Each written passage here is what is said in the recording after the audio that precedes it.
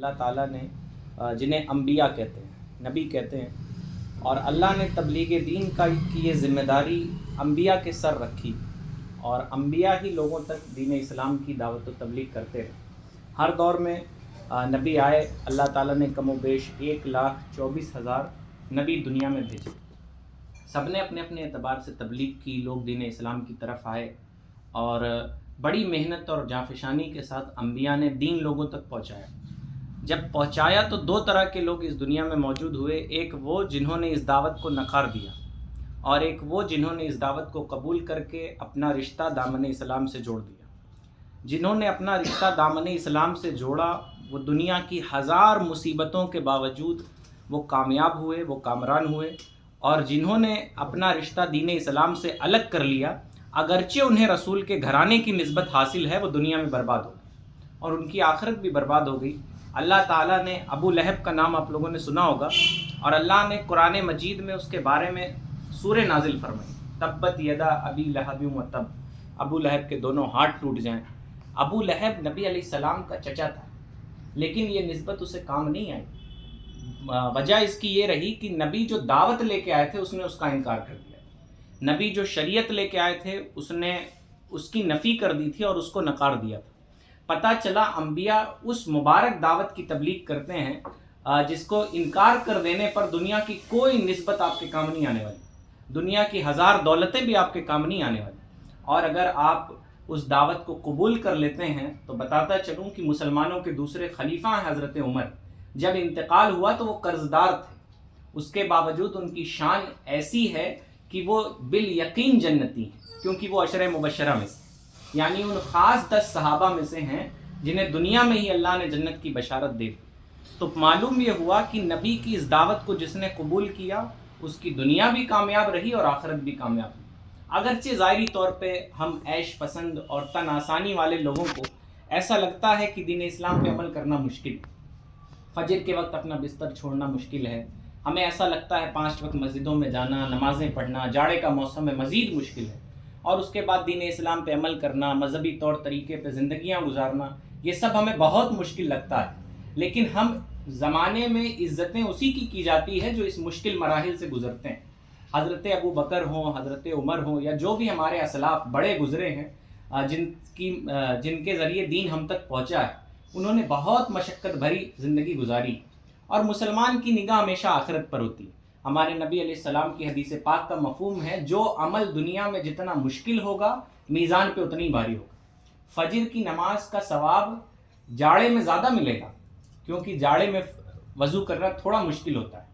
है ना। अब जो गीज़र से वज़ू करता है उसके लिए सवाब और जो आम पानी से वज़ू करता है उसके लिए सवाब डिफरेंस होगा। अब ये नहीं कि अल्लाह ने सहूलत दी है, आपकी तबीयत ख़राब है फिर भी आप ठंडे पानी से किए जा रहे हैं, तो इसे बेवकूफ़ी कहते हैं। मतलब मजबूरी के आलम में अगर आपको नमाज़ पढ़ने में मशक्क़त आ जाए, मजबूरी के आलम में कभी आपको ज़ाहिरी तौर पर दुनियावी तौर पे नुकसान हो, तकलीफ़ पहुँचे, तो आपको अपना दिल छोटा नहीं करना है, बल्कि नबी ने कहा है कि अगर तकलीफ़ें बर्दाश्त करके तुम दीन पे अमल करोगे तो इसका अज्र क़यामत के दिन ज़्यादा होगा,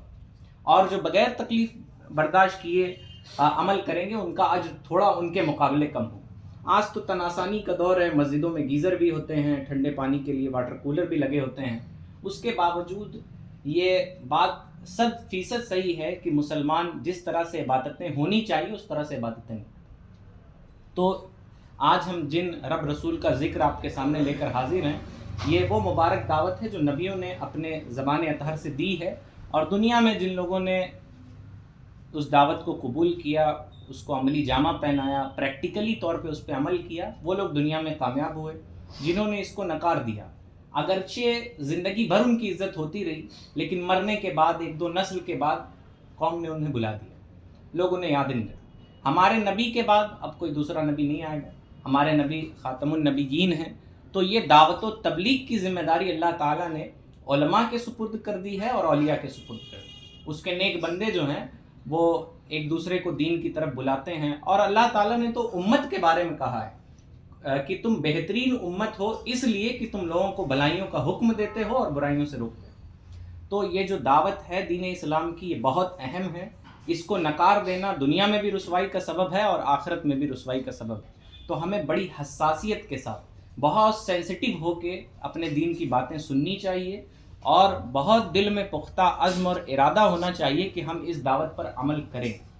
اگر ہمارا ارادہ ایسے ہی ہے کہ چلو رسمی طور پہ میلاد ہوتی ہے اور ہو جائے اور تھوڑی سی برکت ہو جائے گھر میں، تو دین اسلام بہت پریکٹیکل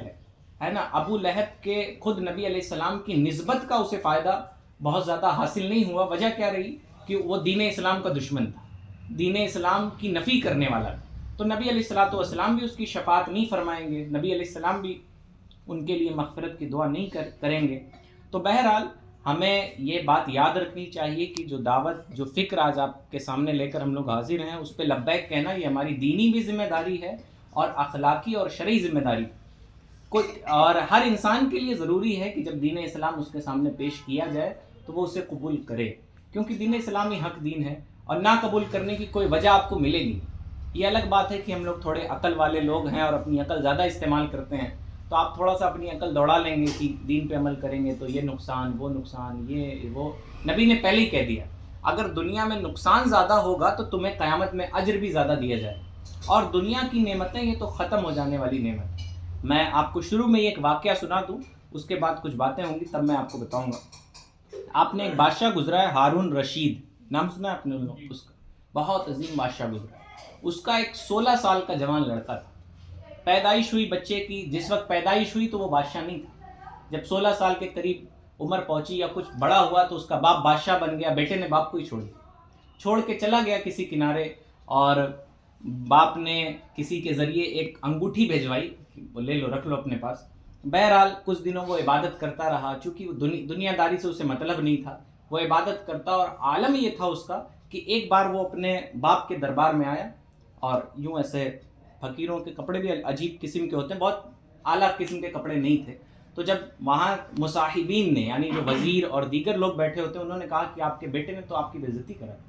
آپ کو رسوا کر دیا، تو ہارون رشید نے بھی کہا کہ بیٹے تم نے مجھے رسوا کر دیا ہے، وجہ کیا ہے کہ تم ایسا لباس پہن کے آئے ہو، بادشاہ کے بیٹے ہو اور تم ایسا لباس پہن کے آئے ہو۔ بہرحال اس نے